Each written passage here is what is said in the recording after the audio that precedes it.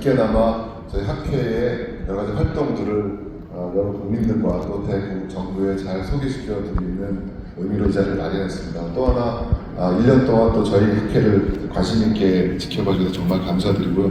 마지막으로 딱 한 가지 말씀드리면 저희 정책의 중증이 제일 중요합니다. 그래서 다른 어떤 것보다도 이게 국민들에게 정말로 적절한 치료와 최선의 진료를 하기 위해서 저희 노력의 중요한 성과라고 생각이 돼서요. 이 부분을 꼭 좀 여러 기자님들의 관심을 가지고 국민들께 전달해 주시고 또 정부에 전달해 주시기 합니다. 바쁘신 가운데 참석해서 감사드립니다. 마치겠습니다.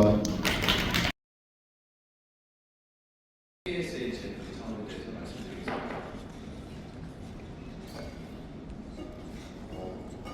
저도 이해영 선생님처럼 짧게 안 드릴 걸 말하셔도 되지 않습니까? PSHF가 학회 이름이잖아요.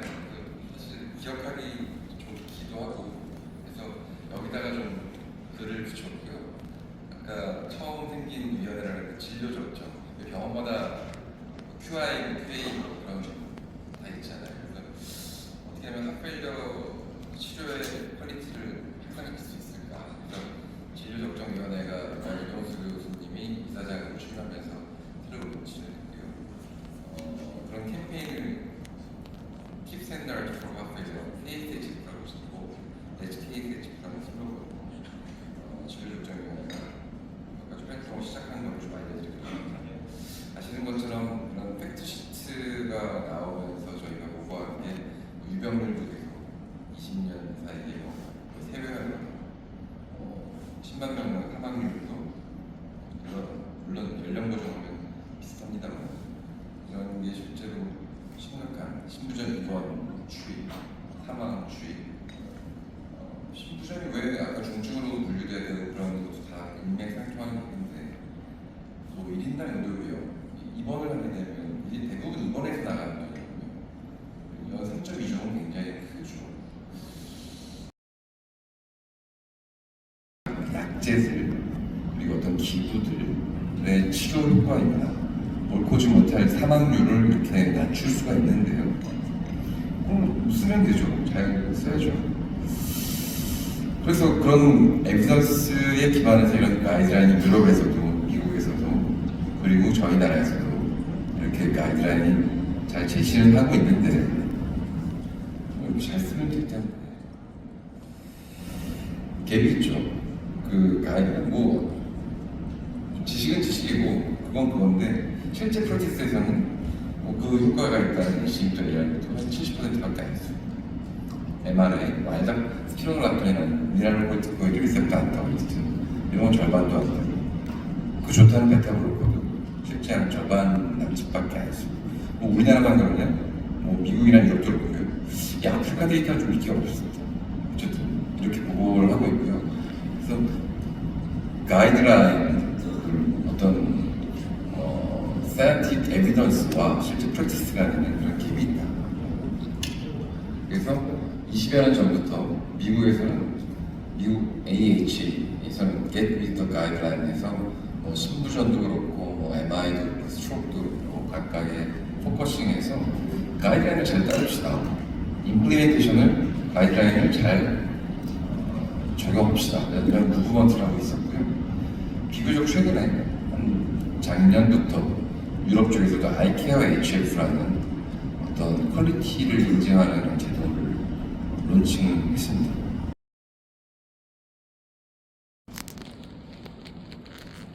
안녕하십니까. 올해 2024년 3월부터 홍보이사를 맡게 된 고려대학교 안암병원 순환기내과 박성미입니다.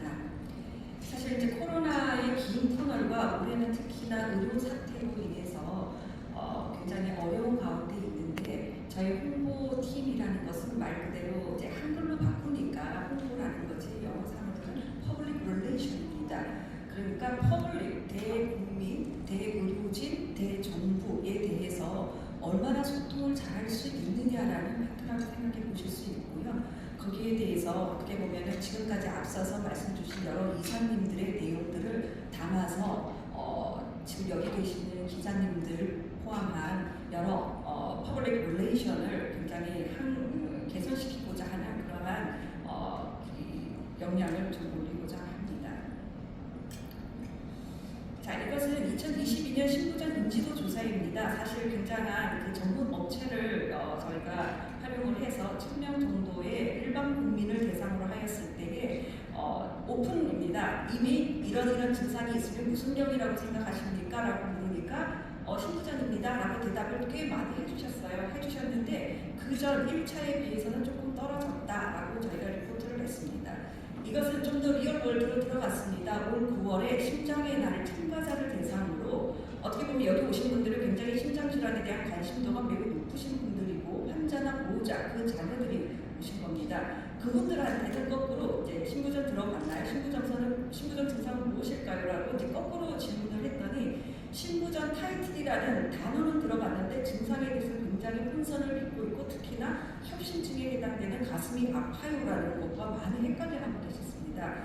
그래서 이게 일반 국민도 국민이지만 환자들, 다음에 보호자들, 자녀들에 대한 인지도 자체가 굉장히 좀 낮을 수 있겠구나라는 생각을 할 수 있었습니다. 이 부분들은 우리 기자 선생님들도 너무 많이 들어보셔서 넘어갈 거고요. 그런데 이제 심장 질환인데 중환자실에서 치료 중이다 이런 말을 이제 많이 들어보셨을 거예요. 그러면은 거의 대부분 신부전이 동반되어 있는 환자들입니다. 다만 신부전이라는 게 각인이 안 되어 있고 수면위로 같이 설명이 안 되었을 뿐이다라고 생각을 하시면 되고 그러한 것들이 점점 진행을 하면 우리가 일반적으로 얘기하는 신부전은 심장질환의 종착역이다라는 그러한 이제 타이틀을 가지게 되는데 종착역이다라고 하니까 조금 힘들어하세요. 그런데 여러 가지 심장질환 중에 이렇게 단계가 있다라는 심장질환은 사실 드뭅니다. 암 단계 있죠. 1, 2, 3, 4기, 말기 얘기하시잖아요. 심장질환 중에 이렇게 이 스테이지를 나눠서 단계가 있다. 특히 C나 D. 그래서 신부전이 진행이 되고 어드밴스 말 마지막에 이제 진행형 내지는 중증 내지는 말기 신부전 이렇게 암 환자와 같은 스테이지가 있는 심장질환 드뭅니다. 다음 이거는 란셋에 실린 데이터입니다. 제2번율이 가장 많은 심장질환 봤더니 파란색 하르펠리오에 써있죠. 신부전입니다. 제2번율이 가장 많은 것이 신부전이라는 것이 이미 외국에서는 굉장히 인지가 많이 되고 있어요. 이것은 이제 호주 데이터입니다. 응급실로 내원한 환자 중에 어떤 환자가 제일 많은가라고 본 것입니다. 봤더니 아무래도 이제 나이가 있으신 이 60이 넘어가면은 신부전이 기하급수적으로 응급실에 제일 많이 오는 환자입니다. 당연히 코로너리 아터리 디지즈는 이제 쭉 이렇게 요 라인입니다. 보고 있지만 따라서 어떻게 보면 신부전을 보는 선생님들이 응급실에서 코를 가장 많이 받는 선생님들이세요. 환자가 숨차요, 답답해요, 어지러워요 하면 가장 신부전 선생님들을 먼저 찾습니다. 코를 받고 가장 많은 코를 받는. 그런데 우리나라 응급의료 현황통계 홈페이지 들어가 보시면 그거 다 확인하실 수 있습니다. 4개 딱 꼭 집어서 있는데 신부전 없습니다. 데이터 자체가 없습니다.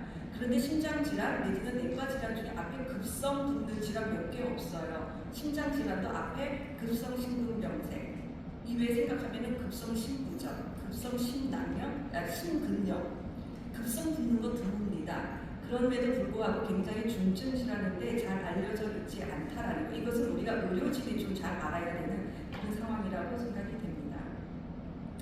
저희 그 신부전 진료 지침에 중증 신부전 정의와 분류 잘 나와 있습니다. 예, 굉장히 잘 나와 있는데 막상 심장을 전문으로 하는 심장 전문의가 그 중증이 뭔지를 잘 모르십니다. 저희 신부전을 전문으로 하는 선생님들 중에서도 중증을 보는 선생님들이 또 거기에 대해서 잘 모르십니다. 이건 예일 유니버시티에 되어 있는 건데 당신은 어떤 전문으로 하는 심장 전문가를 원하십니까? 입니다. 리스트업을 쫙 해놨어요. 제가 좀 모디파이 했는데 다 보시면은 중간에 heart failure specialist가 있는데 advanced heart failure specialist, transplant specialist 각각 있습니다.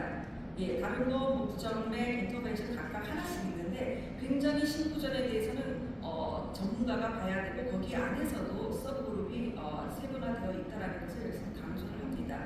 따라서 결국은 신부전에 대한 쉽고 효율적이고 전달력을 가지는 액션이 필요한 시점이고 그것이 환자 대상, 의료진 대상, 의료 정보, 의료 정책 대상이 되어야겠다라는 생각을 했습니다.